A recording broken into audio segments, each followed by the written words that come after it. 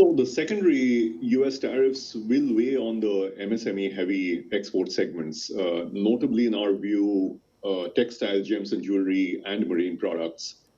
Now, these sectors, therefore, might require temporary fiscal support.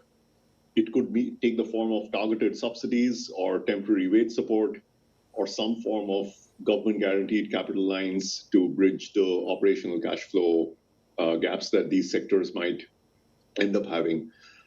Again, our assumption is that this does not stay for very long. If this stays for longer, then eventually what will likely happen is that Indian exporters will start looking at different markets.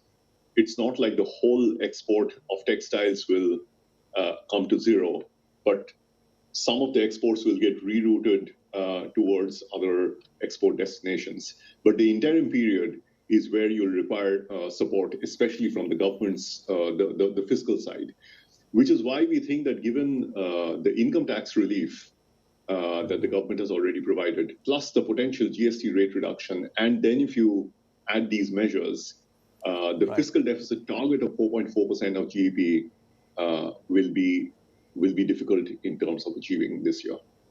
And I'm glad you brought up the tax reforms and the GST revisions in India, because some people do argue that India itself is still very much driven by a very strong and confident consumer base that's young, and it's also domestically driven at the moment. The GST reforms and the tax reforms could also add even more of a boost to consumption, but it could also mean that on the flip side, it makes tax collections and perhaps the government budget side of things perhaps a little bit more challenging to meet. And I bring that up because when you look at the quarterly GDP report here, Santanu, the two biggest drivers, it seems, were government spending at 9.7% and consumption at about 7%.